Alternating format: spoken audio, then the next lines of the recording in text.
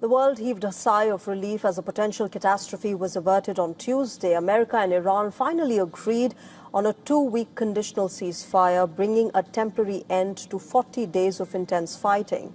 But the run-up to the ceasefire was marked by an escalation in fighting. Tuesday morning kicked off with ominous signs. At 8:06 a.m. precisely, Washington time, the entire world was taken aback. Leaving behind all pretense, Donald Trump made an open threat to erase Iran, a nation of 90 million people. Subsequently, Iran came under severe attack. The U.S. military carried out additional strikes on military targets on the Karg Island, fueling fear about escalation of this war. And the situation became so tense that the White House denied considering the use of nuclear weapons in this war. Meanwhile, in a clear message to Trump, hundreds of people gathered near bridges and power plants in Iran, answering the government's call to form human chains to protect the country's infrastructure. Then at 3:17 p.m. Washington time, a breakthrough seemed to be in the offing, with Pakistan Prime Minister Shehbaz Sharif urging Trump to extend his deadline by 2 weeks. Barely 90 minutes before the expiry of his deadline, Donald Trump made the big announcement, agreeing to suspend bombing of Iran for the next 2 weeks.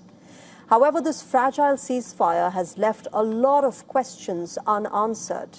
To begin with, will Iran continue its stranglehold over the Strait of Hormuz? While Trump linked the ceasefire to a complete and immediate opening of the Hormuz, Tehran refused to give such a sweeping commitment. Iranian Foreign Minister Abbas Araghchi made it clear that safe passage through the strategic waterway will be possible only by coordinating with its armed forces and with due consideration of technical limitations. The country's Supreme National Security Council reportedly claimed that America had accepted its 10-point proposal, which includes a U.S. commitment to ensure that no further acts of aggression are carried out, continued Iranian control over the Strait of Hormuz, and acceptance of uranium enrichment. But Trump has refuted all of this. He also went one step further and said that America will work with Iran to remove enriched uranium, which was buried after last year's strikes. Tehran also claimed an agreement on the removal of primary as well as secondary sanctions and the termination of UN Security Council resolutions against Iran. Its other key demands included termination of all International Atomic Energy Agency Board of Governors resolutions against Iran and the payment of compensation for damages incurred during this particular war. America, though, has not publicly made any such commitments so far. Now, according to Iran, U.S. also agreed on a cessation of hostilities on all fronts, including Lebanon, and the withdrawal of its combat forces from West Asia. This hasn't materialized on the ground as well, with Israel emphasizing that Lebanon is not part of the ceasefire deal. Trump has told the public broadcasting service that ceasefire with Iran doesn't include Lebanon. On Wednesday this week, the IDF claimed to have targeted over 100 command centers and military infrastructure, allegedly linked with the Hezbollah. Now, with so many contradictions coming to the fore, it clearly remains to be seen whether US and Iran can actually eke out a mutually acceptable agreement anytime soon. Will Iran become the Hormuz gatekeeper for the world? That is the question now dominating global shipping lanes, energy markets, and geopolitical strategy. Iran has taken a key step in that direction, with its parliament approving a draft bill to formalize transit fees for ships passing through the Strait of Hormuz. The proposed law seeks to institutionalize a system which has already been taking shape over the past few weeks. Now, under this model, ships carrying Iranian oil or goods are allowed to pass freely, while vessels from friendly countries are charged a reported fee of $2 million. Ships from countries considered unfriendly by Iran could face restrictions or even denial of passage. Shipping routes have been adjusted accordingly as well, according to the vessels that are being directed through a corridor between the Keshem and Larak Islands, then along Iran's coastline before entering the Gulf of Oman, which effectively places transit under Iranian oversight. Now, Iran says that revenue from these fees is intended to support reconstruction efforts following the recent strikes by America and Israel. Iran has also called for compensation for damages, the lifting of sanctions, and the release of blocked assets. However, this move has met resistance. Oman has rejected the idea of transit fees, stating that existing agreements ensure free passage through the strait and that no country can unilaterally impose charges. America and Iran agreed to a ceasefire just hours before President Trump's Tuesday deadline.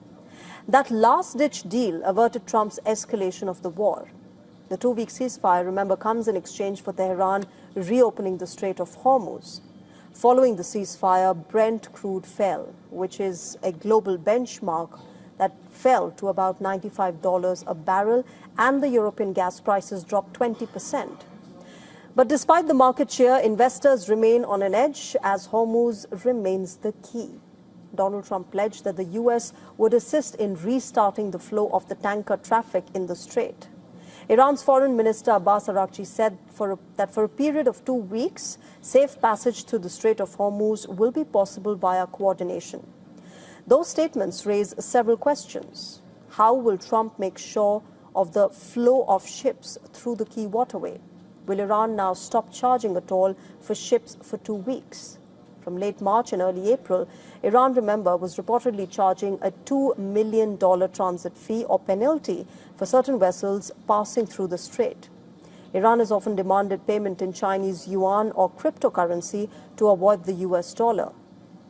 While the total cargo value passing through the strait is immense and around $600 billion per year, the costs associated with the security crisis currently are now extremely high.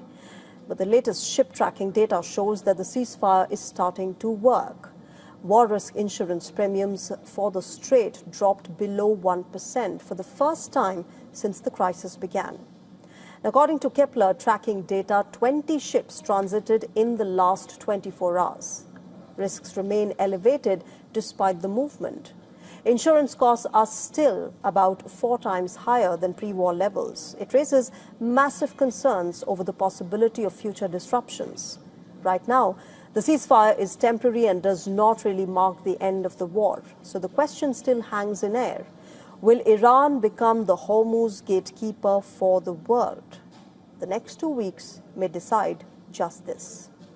China's relatively muted response during the initial weeks of the West Asia war was the subject of intense speculation. Now, its alleged behind-the-scenes role in brokering a truce between Iran and America has come to the fore. In a big claim, the U.S. President Donald Trump has told media agency AFP that he believed that China helped get Iran to the negotiating table to agree for a 2-week conditional ceasefire. Now, remember, his remarks assume significance ahead of his state visit to Beijing on the 14th and 15th of May this year.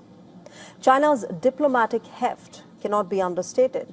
It is Iran's largest trading partner and purchases roughly 90% of its crude oil. As per reports, Beijing asked Iran to show flexibility and diffuse tensions. In fact, it also tried to use its influence via intermediaries like Pakistan, Turkey, and Egypt. Without delving into details, the Chinese Foreign Ministry also confirmed its own efforts to bring about peace. China has consistently advocated for an end to the war and the resolution of disputes through political and diplomatic means to ultimately achieve lasting peace and stability in the Middle East and the Gulf region. China has also made its own efforts in this regard.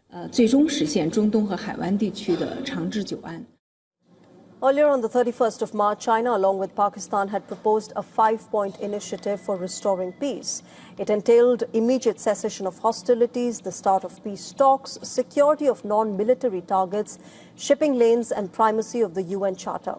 Amid all of this, American Vice President J.D. Vance has now emerged as a key negotiator for America. Reports suggest that Vance played an important role in the ceasefire-related talks, while Trump said that Vance is unlikely to be part of the in-person talks with Iran, likely to be held this week. Iran has reportedly preferred him as the negotiator as compared to Steve Witkoff and Jared Kushner. He's impatient. He's impatient to make progress. He has told us to negotiate in good faith. And I think if they negotiate in good faith, we will be able to find a deal. But that's a big if. And ultimately, it's up to the Iranians how they negotiate. On the other hand, Pakistan is being perceived as a mere messenger for China and Saudi Arabia, even as it flaunts its diplomatic efforts. Its role came under a cloud after social media users flagged an edited post of Pakistani Prime Minister Shehbaz Sharif, in which he appealed to Trump to extend his deadline. An earlier version of this post read, as you can see, "Draft Pakistan's PM message on X." Now, this has fueled debate, with many questioning whether Pakistan's messaging was being influenced externally.